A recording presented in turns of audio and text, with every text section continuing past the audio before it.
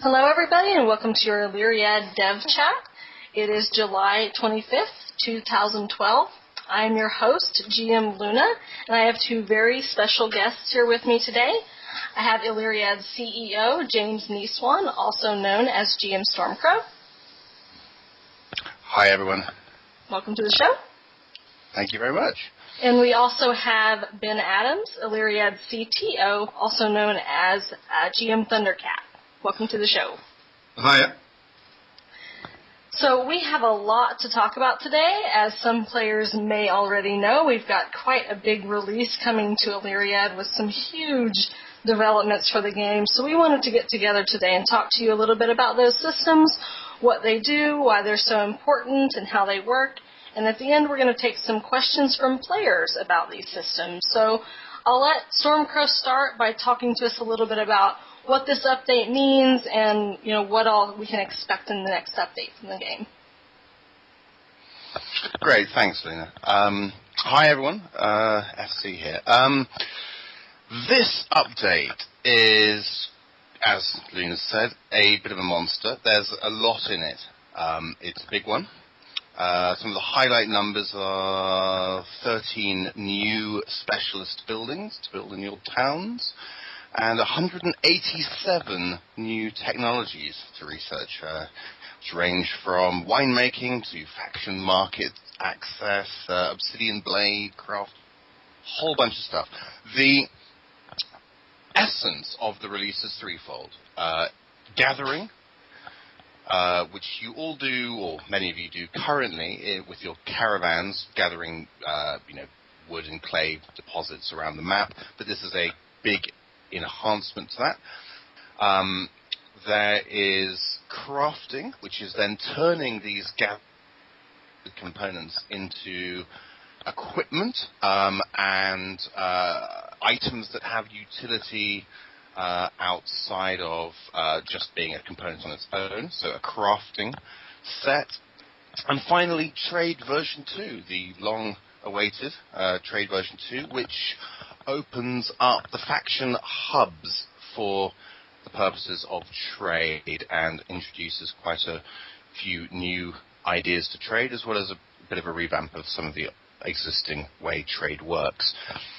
There's a lot to go through, so on the whole, TC will be looking after questions relating to gathering and crafting, and I will be answering questions related to trade and sort of other more general nebulous concepts. But that's it in a nutshell. Cool. So Thundercat, do you want to take us through the concept of, advanced harvesting in Illy and how that works? Sure. There's going to be a change to the way caravans harvest. The current resource spots will remain on the world, but you will gather in parallel rather than in serial. So if you send multiple units, they will all gather at the same time. And now you'll be able to gather a lot more from the world. So we're introducing 50 new special resource types, which are minerals and herbs. And the animals will have dozens of lootable items that they'll drop in successful or unsuccessful combats, which people will be able to gather from. There's a very generic gatherer, the cotter, which is very easy to make, and you house those in your cottages that you build on resource plots. Then there are 3 specialized gatherers, the skinner, the miner, and the herbalist, which gather the rarer forms of the component items. Dwarves are particularly good at mining, no surprise. The orcs are particularly good at skinning, and elves are particularly good at herbalists. The humans are a bit of a jack of all trades here. And then crafting is the second half of that, in that you can take all these new components that you've gathered and do stuff with them, right? That's right. And we have 72 new weapons, 53 new armor types, and 9 new mounts. You take your gathered components to create specialized armor, weapons, and mounts for your troops in 7 different buildings, which are each specialized, more advanced versions of, for instance, the tanner. There's a horse trainer for the paddock. And they work in tandem with your base production buildings. These are the specialists, but you still produce them in the blacksmith, etc. You can build multiple of these buildings, and they increase the production rate to produce them at faster rates. And Stormcrow, you can talk to us a little bit about, now that we have all these new items to create and craft and all these components with which to make them, trading them is the new advanced trade system. So if you could tell us a little bit about how that works. Yeah, absolutely. Pretty much everyone in Illy is familiar with trade, how it currently works. I think most players have built marketplaces and caravans and have probably bought things or sold things on the market. That way of doing trade, marketplace to marketplace, in your town-to-town trade, is pretty much remaining untouched.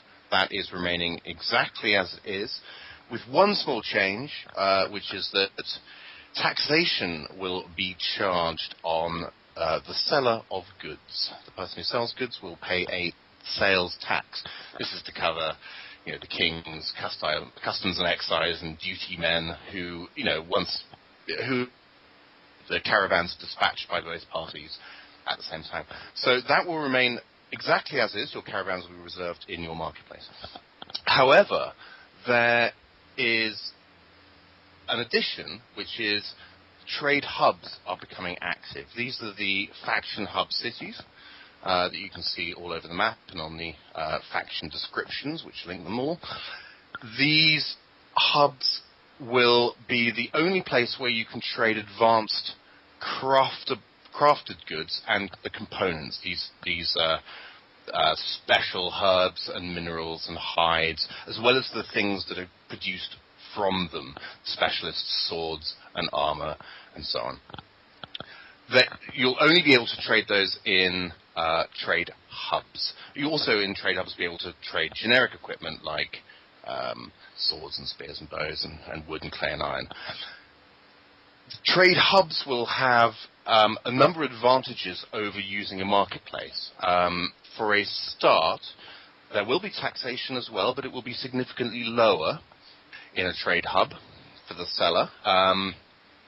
And its rate of taxation will change depending on your standing, your personal standing with the faction at the hub, if you're the seller. There will also be, most importantly, it doesn't require your caravans to be locked up whilst they're awaiting someone to service the trade. You carry the goods to the trade hub, you put them on the market for sale, and then your caravans can go away and do whatever they want. So, it's like you have a sort of an office at the trade hub. Everyone will be able to see at least one trade hub. It will be the nearest trade hub to you that you have a standing with that you can trade at, which is better than minus 35 faction standing. And you will have a new a trader unit who you can send out to and station in any other hub that you want to be able to see their prices and their markets.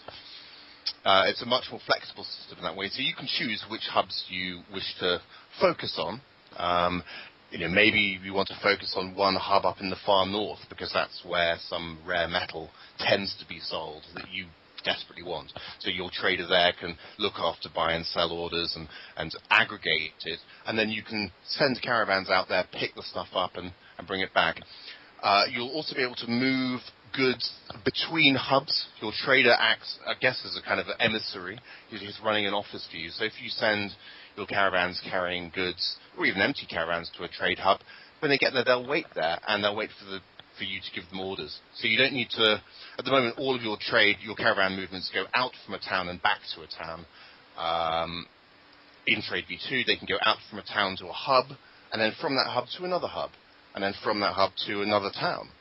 So It's not an out and back motion anymore. It can be much more fluid, and you can build sort of itinerary for the caravans.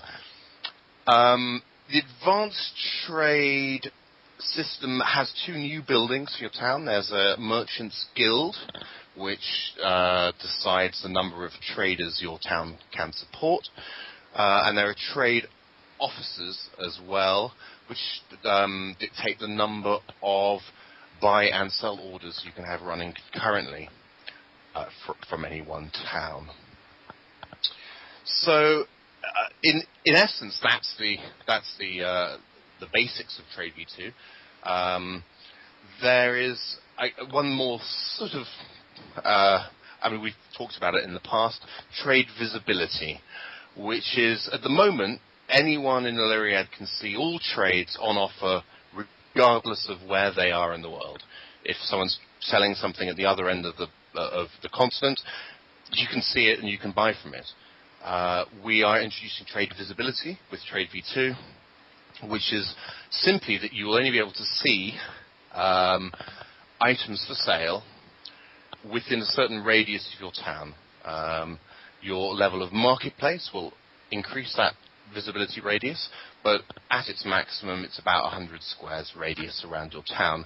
And to see further, you'll need to position a trader in a trade hub. Any trade that you can see, you can buy from or sell to. One thing I should quickly clear up is that any player, whether they have trader units or not, can buy or sell goods that are on sale at a trade hub.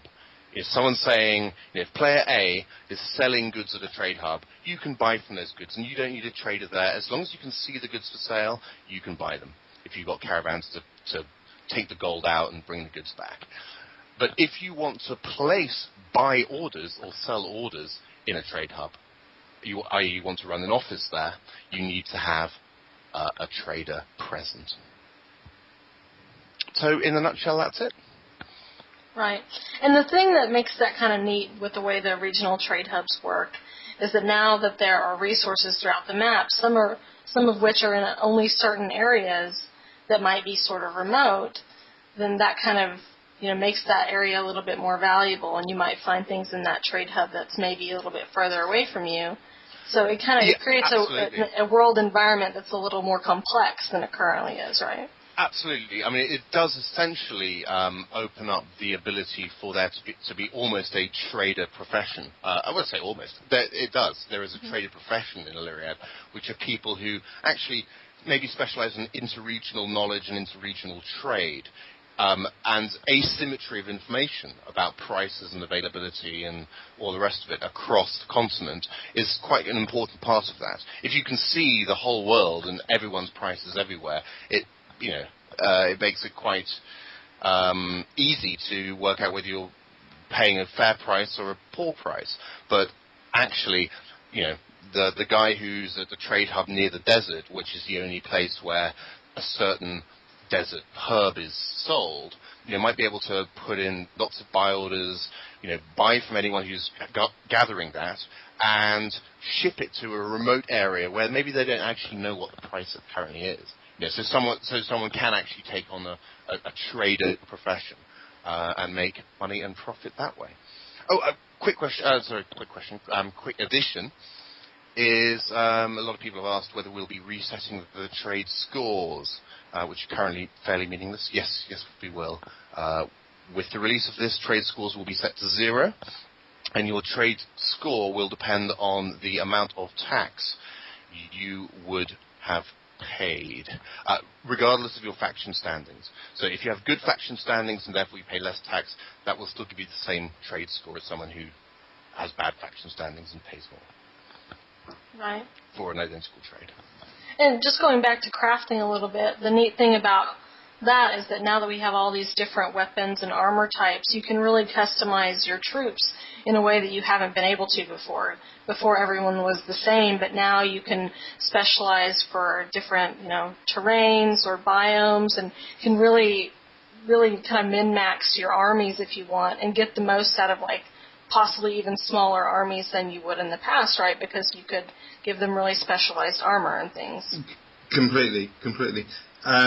There, as well as each item of crafted equipment, as well as having positives, though, also has negative trade-offs. So not every item is, it might give you a bonus to attack, but be weaker at certain defenses. We have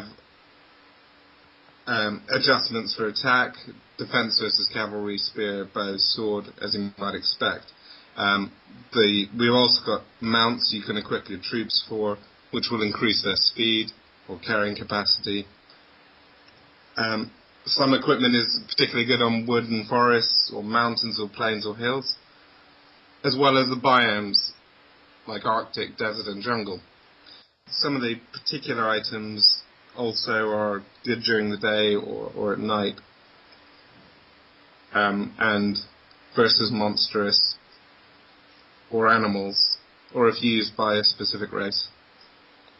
Yeah, I'm looking at an example right now that's plus 3% for orcs, whereas for elves it's only 1%, so that might be something that an orc player might want much more than an elf player would. So that's really interesting. It gives a lot more customization and much more to consider whenever you're building your armies. Yeah, absolutely. And it's not only more to consider when you're building your army, but it's also more to consider where you place your city, or where you place your traders, or where your alliance spreads out to. There's been a very rush for the oceanfront and riversides because of water sovereignty and higher food rates, especially down in the jungles and south. And this does now very much open up the rest of the world to have its own specializations. And there's quite a lot of loving that's gone to some of the more neglected and more difficult areas to live in, because it's only fair that there should be trade-offs in everything. So we do think this is going to revolutionize a lot of the gameplay. We think it's going to certainly, hopefully, my mantra, spark a little bit more friction. There are limited resources. I should say something about that just briefly. Some resources are fixed positions. Mines, specifically, mineral resources are in fixed positions. And they can be depleted, but they also they generate more resources. They respawn. They have a certain number of resources that are available to be harvested from them, but they will come back because they're in a fixed position. However, other ones, like herbs, once they're completely and utterly depleted, they're gone. Now, obviously, we're not saying they're gone permanently. They will respawn in another location. So, there's a tension there as well as to whether you guard and tend the herb patches or patch near you, stop other people from harvesting on it because you want those herbs and you want a guaranteed supply, or do you just suck all of its marrow out of it and it respawns elsewhere, maybe somewhere not near you? Of course, these herbs do have their own regional preferences and biome preferences, just like any organic material, any plant or herb would do. So they're not suddenly going to, if they spawn in the desert, they're not suddenly going to respawn in the Arctic wastes.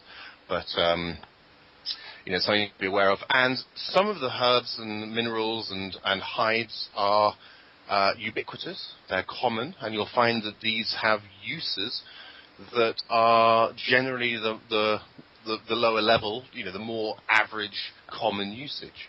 Other ones are rare.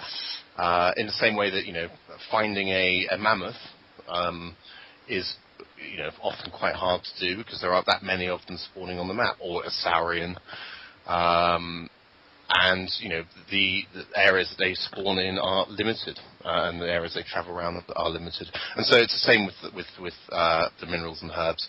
So there will be some, I suspect, choke points as well in terms of access to resources.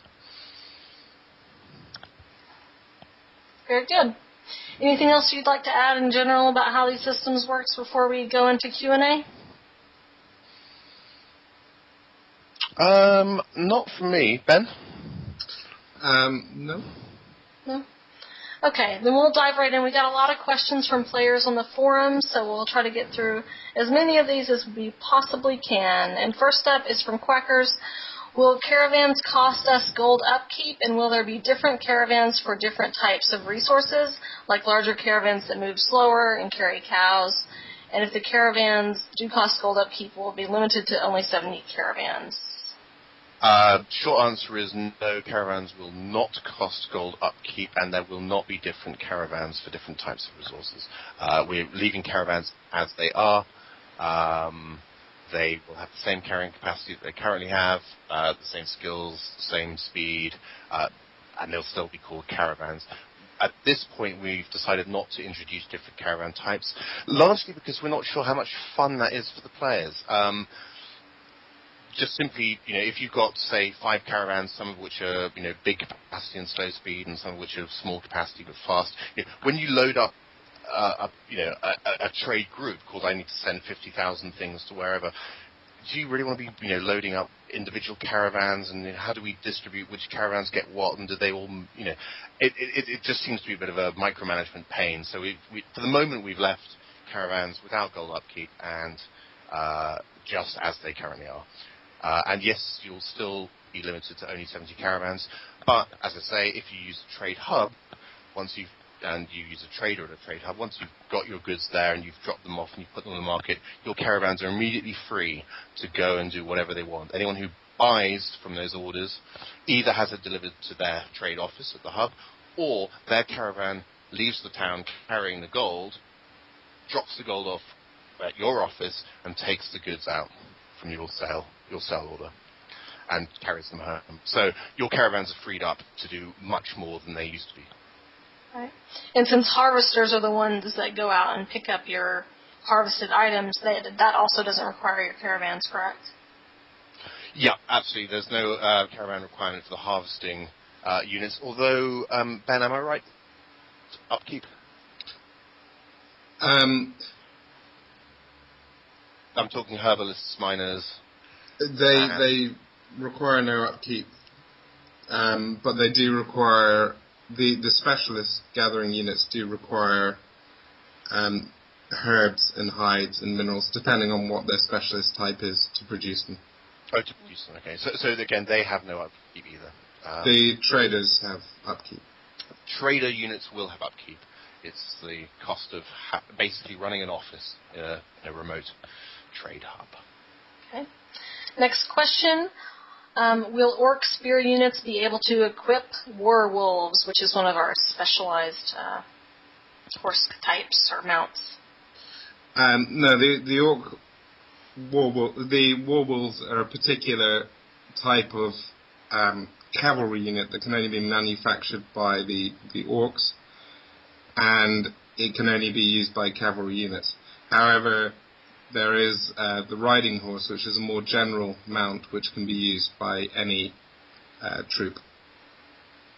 Yeah, and that doesn't turn the troop suddenly into a cavalry unit. It just means that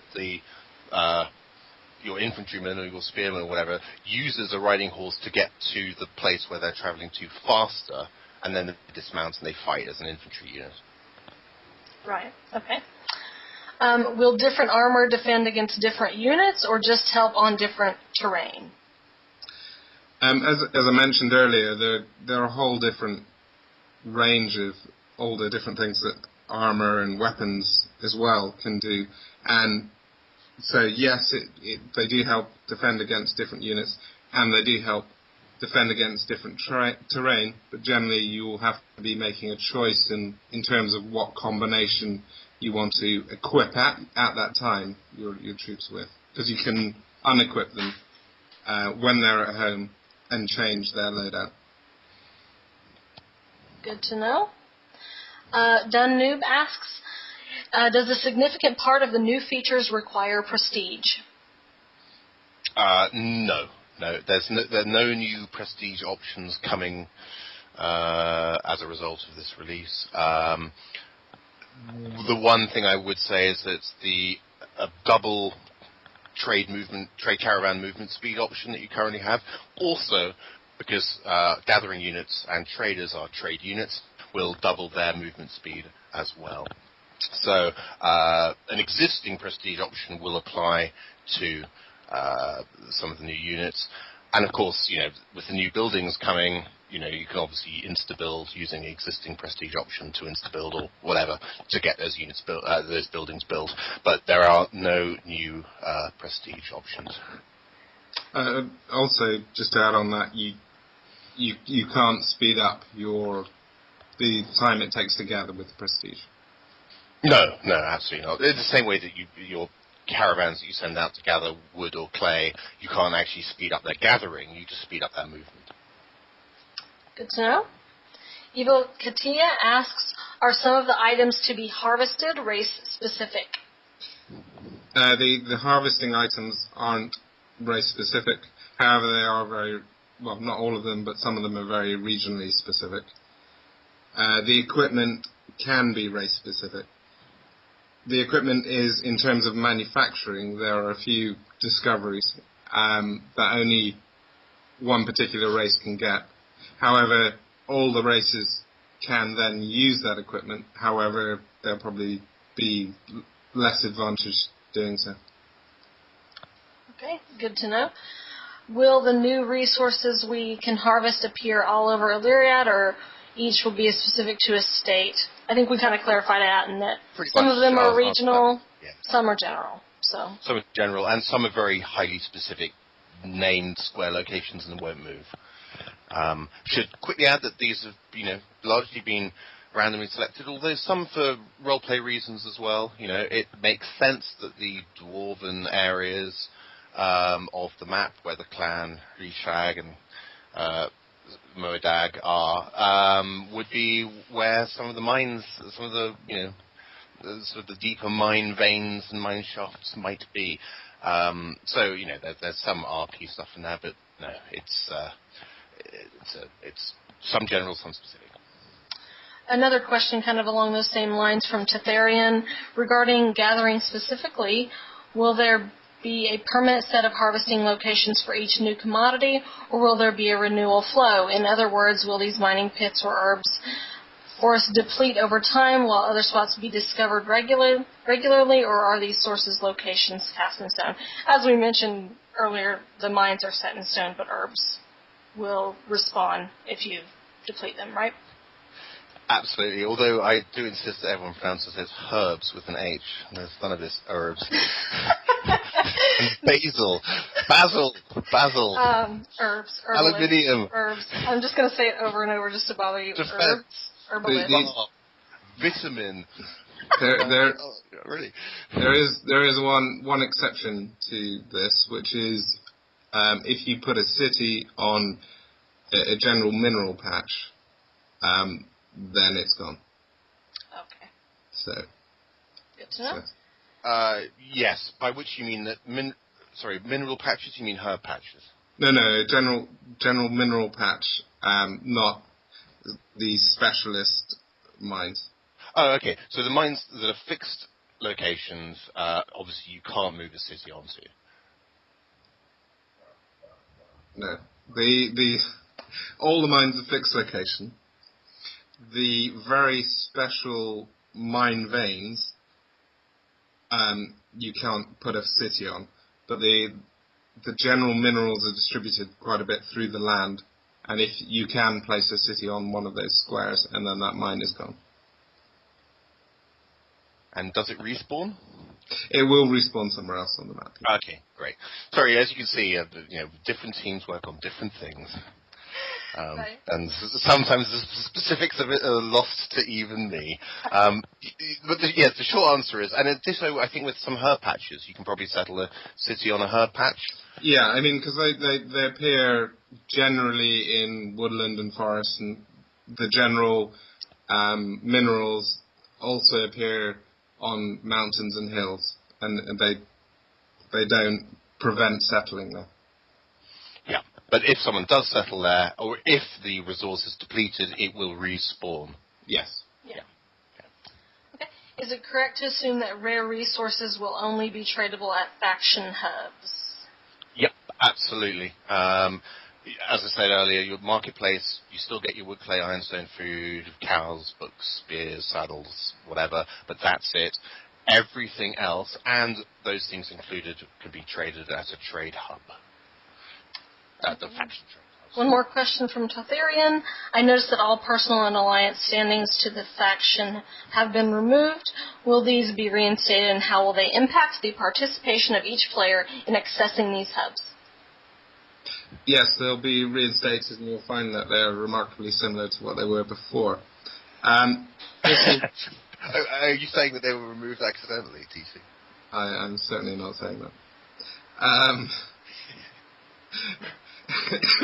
Your faction standings, as written on the faction page, will affect the tax rate you pay. If they're below minus 35, you will not be able to use that hub. There's currently no way to adjust your faction standing in this release. Okay. But there will be at some point, right? There will be. I just leave it like that. Okay. We don't want to make future promises. But yeah, no, sorry, of course there will be. Yeah. Okay. Roke asks, will we still be able to use the default armor and weapons we have now, or will we have to do gathering to produce even basic armor and weapons in the future? As now, the method of producing current swords, bows, and spears, etc., is exactly the same, and that is how you will produce your troops, and your troops will. That is what their loadout will be. You don't have to use the crafted equipment. The crafted equipment is a choice to boost your troops' abilities under the specific situation that the equipment works under. Okay, next question. How will the rules of camp affect gathering of these new resources? Exactly the same rules as with caravan bumping. We're not planning on changing the rules, the piece of the camp rules, and maybe some people will have to re-examine some of their maps. Sorry, I'm just saying. Okay, next question. When hunting NPCs, will we be able to send gathering units in armies, like we can with diplomats, so that the army and gatherer can immediately start gathering any drops from the critters rather than having to send them afterwards? No, you will have to you will have to send it afterwards, although you could send it following, before the attack has happened, as long as it obviously doesn't arrive before. It's a good idea, though, and something we'll look at. Yeah. Will the spells we have access to now require special resources to cast in the future? How will special resources affect magic more generally? Yes, is the short answer. In the future. We're not releasing them immediately. You may discover that some of the herbs that will be released onto the map may not have specific and obvious uses immediately. The release of, herbs, as you can probably imagine, and to some extent some of the other components, minerals and hides, will act as spell components in the future. It's important for us to get these out on the map before we release, and harvestable and gatherable and tradable before we release either new spell scores or update the existing spell scores with components. But the long and short of it is existing spells in existing schools will require new components from gathering to cast them. Right. Just not right now. Just not right now. No. And they'll require herbs, correct? Yeah. Herbs. Absolutely. We want not to... herbs. Yeah, herbs. Herbs. Sorry, I'm being very rude. I just quickly add to anyone who doesn't know, I'm married to an American and I live in America, so I'm not actually genuinely taking the piss, because you might throw me out of the country. I have a hard enough Independence Day as it is.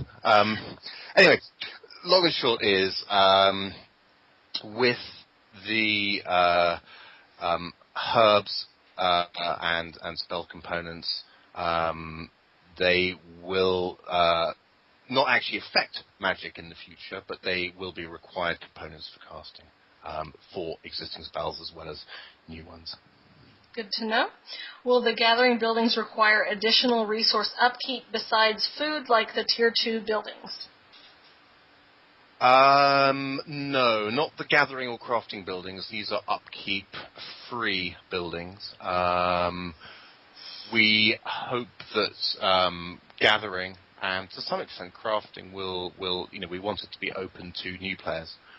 Very much, and in fact, it may be even more open to new players because the bigger players have already planned their cities meticulously and have used all of the available plots, and they're going to have to really want to be crafting things. I mean, obviously, we hope that the big players involve themselves in crafting too, but I very much like to fear the newer players who are sort of getting into the game, given that these units also don't cost any upkeep to actually get the stuff out, might be more involved in gathering and in doing some crafting as well, and then selling the goods to the bigger players who have gold rich and can afford them.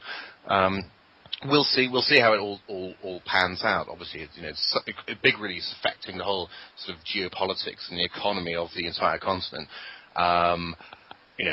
We can plan as best we can plan, but it's a sandbox game, and I don't know whether Alliance X is going to instantly lay claim to the only 3 mithril mines there are, or whatever. I mean, don't take these numbers realistically. I don't know what the actual numbers are, but and whether there'll be a big war over resources, I don't know. Or will it all be open to everyone, and everyone will continue being very nice and genteel? We don't know, and actually nor do we particularly care. Obviously, anything that is a catalyst for friction we think is a good thing, but it doesn't mean that we necessarily think there has to be friction as a result of it. So. Yeah, our next question kind of leads in really well from that. Will we be able to claim sovereignty over resource patches, and if so, will it affect them in some way? Well, yes, it does lead on very well. Yes, you will be able to claim sovereignty over resource patches, and it will perform exactly the same function that claiming sovereignty currently performs. There will be no additional benefits, but it's same as current Sov. So absolutely, people will be able to lay their name claim to the squares and maybe back it up militarily. Sorry, going back to the last question, I did realise I didn't fully answer that. This is on the gathering. Did you mean to say there is no mithril in the game, just in case some lawyers from a larger state are watching it? But there is silver steel. Right. I'm not sure I did mean to say that, actually. But anyway, what I did mean to say was, although it is a good point and well made, the trade office building does require upkeep. Gathering and crafting buildings don't, but the trade office building, the 2 buildings do require upkeep. I think it's relatively nominal, but again, I'm not sure I've looked at the specific numbers. That's more on the content and balance team end. But that's right and proper. That an activity that is all about making money should have some costs associated with it as well. Okay, we have a lot more questions, so let's try to hurry through a few more of these. Sure. Joffrey asks, do you anticipate these changes will give good incentives for cities to be placed on 5 food plots? Yeah, absolutely. Kind of, as previously said, 5 food plots, maybe even 3 food plots. If you're placing a city in the desert right next to the permanent only one of X number of places where this thing spawns, this resource can be gathered, it's a sacrifice, but you should have pretty good access to something that is hopefully going to be very valuable. So, yeah. Mm-hmm. And how are you balancing the crafted gear so that it is all pertinent? Oh, crikey. It's kind of how are you balancing anything in the game, so it all balances. It's very the crafted gear is pretty much mostly situational. Obviously there are going to be some disparities. I mean, not necessarily in the actual crafted gear, but certainly in, for example, the locations of some of the fixed spawn locations. Those are going to favour some areas with their produce, and other parts of the world won't get that. So yes, there is going to be an inequality of distribution, and that's what causes wars for oil in the Middle East, for example. Sorry, I think if I go a bit political there. The fact is the world has unequal resources, and the real world, and so should Illyriad. As Kevin said in the dev, this is at the moment every city can be self-sufficient pretty much, and we've always said that we wanted to bring more specialization in, and we've been doing quite a lot over the months and over the years, and this is just further bringing in more specialization, and some of that is geographic choices, and some of that's utility of goods, and some of it is choice of what to put in your building plots. A question that comes up again and again, and I'm sure it's on your list, Lina, is are we going to be releasing any more building plots for towns? And the answer is no, we're not. It's about specialization. Not every city is going to be able to be excellent at everything, and the sooner everyone really understands that, the better. You can be a master of absolutely something in a city, or you can have a hybrid city that does 7 things, but none of them as well as a master city can do, and that's the way it should be. Choices. Yes. And a question from Sugar Free: will it be possible to have mixed armies? I mean, can we equip a division of troops with different kinds of upgrades? So, like mixing different types of armor in one division of troops. Yes, that's completely possible. Yeah. Yep. Good answer. Quick answer. Oh, I like those. Damn. You're just trying to show me out, aren't you, man? Little short answer once I rabbit on. And you add the flavour. Yeah. No, whatever he said. And next question from Captain Ganuz Paran: with crafting, we'll be able to equip our commanders with different horses. Does that mean we can give non-cavalry unit commander a horse too? Yep, absolutely. As I mentioned earlier, or TC mentioned earlier, riding horses doesn't make them a cavalry unit. It just means that they can get to the battle faster. Yeah. And they dismount and then fight in their normal style. That's good. From Torden Coffin: is there any way to nuance how the faction markets differ from each other? Yeah, very much so. Again, slightly as mentioned already, visibility, perhaps who can see which faction market, and whether you put traders in them, will differ the markets. But also tax levels based on your faction standing will make it different to you. And also the types of items being sold on the hub will probably tend to be the items that appear more geographically approximately to the trade hub. So, I don't expect the trade hubs of the south to be flooded with goods from the north, and vice versa. Okay. A couple questions from Mara Zira: once faction trade hubs come into play, will the current world market disappear? Will the items for sale in the faction trade hub simply be what other players list for sale through that site, or will the factions have things for sale as well? Short answer is no. Current world market will continue as is, and we're very strong believers in having a player-run, player-driven, and player-priced market, and therefore I think it's unlikely that factions themselves will be involving themselves in the market. In terms of sale of goods, now it's possible that factions may buy goods from the markets. I'm not just discounting that, but we don't really want to distort the markets through the action of artificial intelligence. We very much want that to be player-driven as much as possible. Yeah. I think it's one of the more unique aspects of the game, so I'd hate to see that go. Will we make army units as we do currently, but have the option to re-equip those troops with new equipment, or will there simply be more options for units that we can produce through the barracks, and some of those required specialized equipment? No, the units are the same. Then you can optionally equip them, and you can unequip them, and when they're at home, as we mentioned earlier, and that their equipment returns to your town inventory. Right. Cool. A few questions from the dude. What trading hubs will a city have automatic access to? The thing asked and answered that one earlier, but nearest trade hub to your town that you can trade with, i.e. have a better than minus 35 standing with, you will have automatic access to that trade hub and that trade hub alone. Now that means that you'll have visibility of it. It doesn't mean you'll be able to place buy orders and sell orders on it. You will be able to buy things from it and sell things to other players' buy orders, but you won't be able to place the action, to create orders. You'll be able to service them. Right. And will a city have options to gain access to non-automatic trading hubs? Absolutely, by sending traders to them. Right.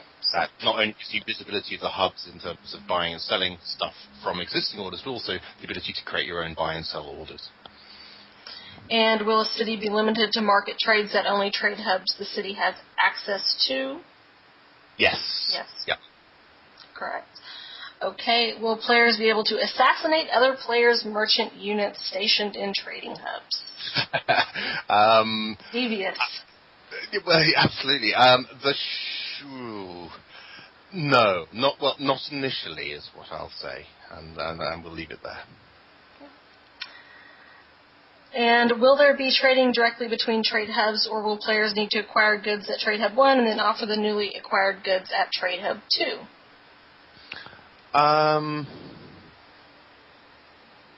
You'll need to acquire the goods at Trade Hub 1 and ship them over to Trade Hub 2 if you want to then sell them at Trade Hub 2, but a trader in Trade Hub 2, if they're able, the short answer is yes, you can. Yes. Yeah. We're moving away from a system where everything has to go back via a town. If you have traders. Cool. And are the special weapons able to be added or removed from the player's units at will? And if removed, will the crafted weapons be returned to the inventory? Yeah, actually, we did answer that earlier. Yes, you can unequip and re-equip them when they're at home. Yep. And last question from Dark Words, will the unique anatomy parts discovered in the King's Second Tournament be relevant to this crafting release, or are these being left for Crafting 2? I don't know if Crafting 2 is, but... Crafting me too. Let's do Crafting 1 first. Yeah, yeah, thanks, Dark Words. Actually, no, that's in Crafting 13. I'm just kidding. Yes, many of the items that were in that King's first tournament, Animal Body Parts tournament, or whatever it was, second tournament, will be making a reappearance. Not all of them.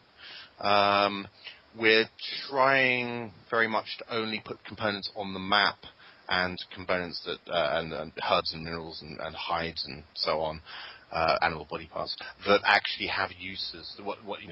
There's no point in putting lots of things into the game that there is no use for, apart from just owning them. It's not going to spur a great market in it. There has to be a utility to the thing. So, yeah. And, again, in the future, expect to see... I know you'll kill me for making a future prediction, but I would say that the herbs and minerals and hides and so on that you'll see on the map currently is not the be-all and end-all of gatherable stuff. There will be more in the future for different purposes as utilities come out for those items. Cool. And that's all of our questions from players. Thank you so much to everyone who gave us a question to answer here. Thanks, for participating. Yeah, thank you. Very appreciated. And good questions as well. Yeah, very good question.